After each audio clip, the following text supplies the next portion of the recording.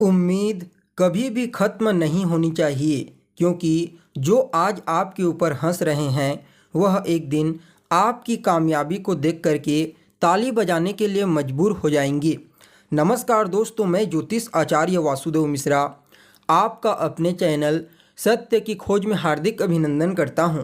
दोस्तों, आज का यह ज्योतिष का कार्यक्रम आप लोगों के लिए यानी कि धनु राशि वालों के लिए बेहद ही ज़्यादा खास कार्यक्रम साबित होगा। जी हाँ, कैसे हैं आप सब? उम्मीद करते हैं कुशल मंगल ही होंगे। जी हाँ, मंगल आज चर्चा होगी सेनापति मंगल के उदय प्रभाव के बारे में। अभी तक ग्रहों के सेनापति मंगल अस्त चल रहे थे, लेकिन 16 जनवरी को वह अपनी वर्तमान धनु राशि में ही गोचर करते हुए अस्त से उदय हो चुके हैं। और जैसा कि आप यह जानते हैं कि कोई भी ग्रह जब सूर्य से अस्त होता है तो वह बिल्कुल बलहीन होता है, परिणाम स्वरूप अपना श्रेष्ठ परिणाम अपने अस्त काल के दौरान नहीं दे पाता।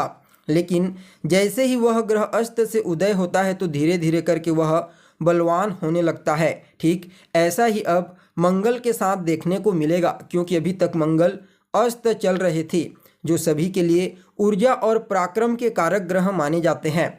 तो ऐसे में दोस्तों बड़े विस्तार के साथ जानने का प्रयास करेंगे कि किस प्रकार से सेनापति मंगल उदय होकर के आपको परिणाम प्रदान करेंगे। जी हाँ, किन किन क्षेत्रों में लाभ के अवसर प्राप्त होंगी, तो वहीं किन किन बातों का आपको ध्यान रखना है, और मंगल के इस उदय प्रभाव को और ज़्यादा बेहतर बनाने के लिए क्या उपाय आप कर सकते हैं। ये तमाम प्रकार की जानकारी आपको आज के इस कार्यक्रम में बताएंगे, इसलिए कार्यक्रम को बिना मिस किए अंत तक देखने का प्रयास कीजिए। और अगर आप अपनी जन्म कुंडली पर हमसे परामर्श लेना चाहते हैं तो डिस्क्रिप्शन बॉक्स में और वीडियो के अंदर आपको नंबर मिल जाएगा, जहां से आप संपर्क करके अपनी जन्म कुंडली का विस्तार पूर्वक अध्ययन करवा सकते हैं। तो दोस्तों, Mangal the red planet of galaxy. जी हाँ, जब भी कहीं पर मंगल शब्द सुनाई देता है तो कौन याद आते हैं? मंगलवार हनुमान जी। जी हाँ, अगर आपने हनुमान जी को समझ लिया तो आपने मंगल को समझ लिया। जैसे हनुमान जी पराक्रम के देवता हैं, असंभव को संभव बना देते हैं, वैसे ही मंगल हैं the planet of born and achievement. अगर ज्योतिष शास्त्र में सूर्य को पिता और राजा तथा चंद्रमा को रानी और माता कहा गया तो मंगल को सेनापति और बेटा कहा गया। मंगल व्यक्ति में विल पावर, उसकी इच्छा का कारक होता है, और यह सारा संसार ही इच्छा और इच्छा शक्ति के ऊपर टिका हुआ है।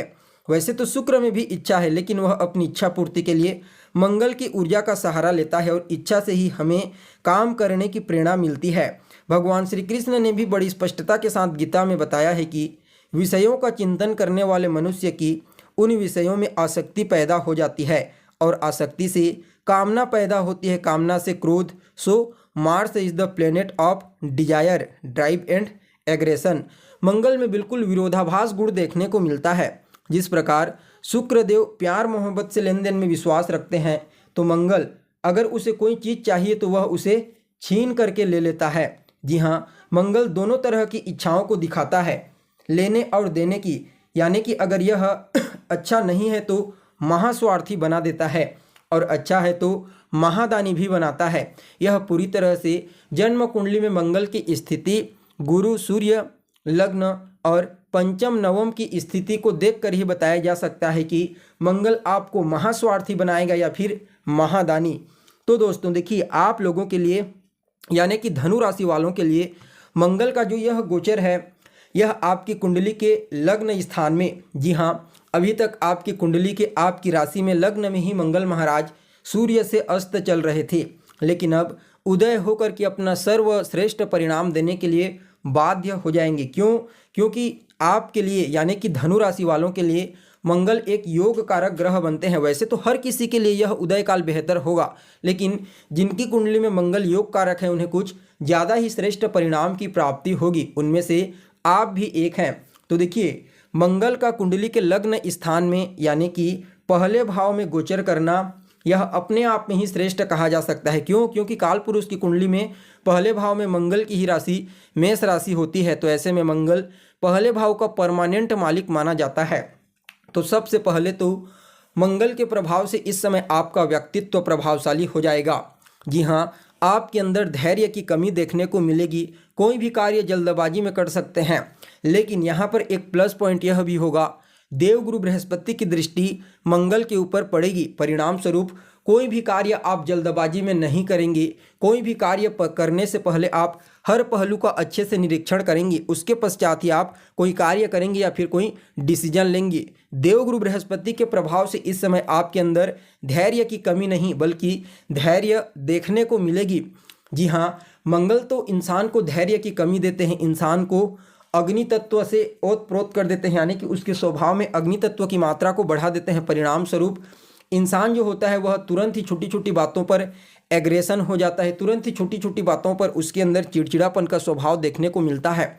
यह मंगल का स्वभाव होता है। लेकिन अगर इस मंगल पर कहीं से देवगुरु बृहस्पति, बुध, शुक्ल पक्ष के चंद्रमा और शुक्र की दृष्टि पड़ जाती है तो मंगल की जो ऊर्जा है उसमें काफ़ी हद तक बैलेंसिंग आ जाती है। और ऐसा ही अभी आपको देखने को मिलेगा। जी हाँ, मंगल का पंचम भाव के अधिपति होकर के कुंडली के लग्न में गोचर करना, पहले तो यह एक केंद्र त्रिकोण नामक राजयोग का निर्माण कर देगा। तो ऐसे में इस समय आपका व्यक्तित्व, आपकी वाणी तो प्रभावशाली रहेगी ही रहेगी, नो डाउट। लेकिन उन दोनों को प्रभावशाली बनाएगा कौन? तो वह आपका ज्ञान। जी हाँ, पंचम भाव आपके ज्ञान का होता है, आपकी बुद्धिमत्ता का होता है।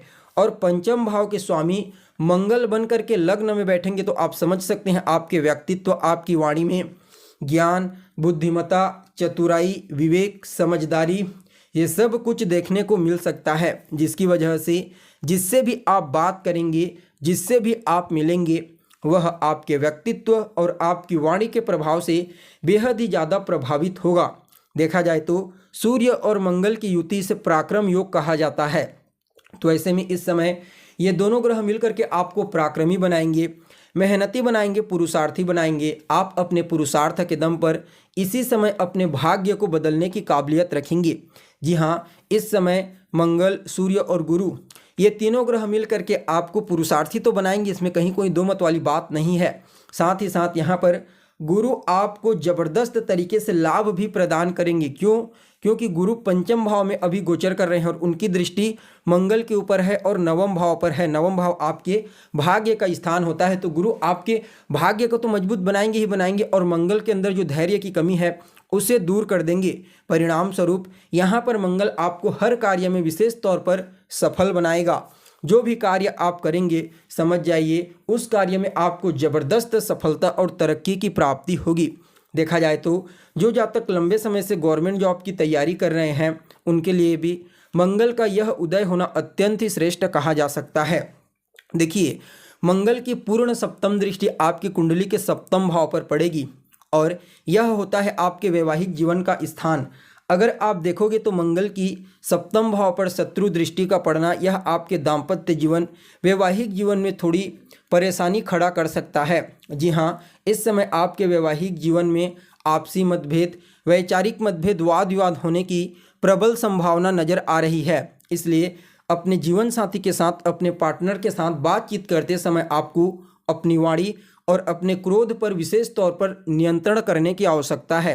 अन्यथा दोनों के बीच में आपसी कलह, तनाव की स्थिति उत्पन्न हो सकती है। बाकी जो व्यापारी हैं, चाहे आप स्वतंत्र रूप से व्यापार करते हो या फिर पार्टनरशिप में व्यापार करते हो, आपको मंगल, सूर्य और गुरु की कृपा से अपने व्यापार में आगे बढ़ने के लिए, सफलता प्राप्त करने के लिए कुछ नए अवसरों की प्राप्ति होगी। कहीं ना कहीं दाम्पत्य जीवन में तो तनाव उत्पन्न करेगा, लेकिन यह आपके पार्टनर के करियर में भी उन्हें विशेष सफलता प्रदायक साबित होगा। वहीं मंगल की चौथी दृष्टि कुंडली के चतुर्थ स्थान पर पड़ेगी और यह भी होता है आपके घर का स्थान। तो घर में कलह क्लेश की स्थिति देखने को मिल सकती है, लेकिन चतुर्थ स्थान आपके भौतिक सुख साधनों का भी होता है। परिणाम स्वरूप मंगल की चौथी दृष्टि आपके भूमि, भवन, मकान, वाहन, इन चीज़ों में वृद्धि कराने वाली साबित होगी।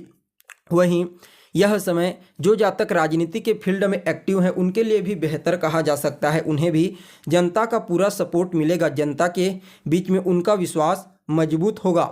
वहीं देखा जाए तो मंगल की जो अष्टम दृष्टि होगी वह कुंडली के 8वें भाव पर पड़ेगी और 8वें भाव पर मंगल की नीच दृष्टि होगी। तो थोड़ा सा गाड़ी से चलाते समय सावधानी बरतिए। छोटी मोटी चोट चपेट लग सकती है, बड़ी नहीं, लेकिन यहाँ पर आपकी सेहत को मजबूत बनाने का प्रयास करेंगे। बाकी देखा जाए तो मंगल का यह उदय होना आप सभी धनु राशि वालों के लिए अत्यंत ही श्रेष्ठ और प्रॉफिटेबल साबित होगा। फिर भी इस उदय काल को और बेहतर बनाने के लिए ओम अंग अंगारकाय नमः इस मंत्र का रोजाना 108 बार 3 या फिर 5 माला जाप कीजिए और मंगलवार के दिन मजदूरों की सेवा करें, मजदूरों को कुछ मीठा खाने को दीजिए। आपके लिए यह मंगल अत्यंत ही श्रेष्ठ साबित होगा। तो दोस्तों, कैसी लगी आपको जानकारी कमेंट करके बताइए। फिर मिलते हैं एक नए और ताज़ा एपिसोड में, तब तक के लिए नमस्कार।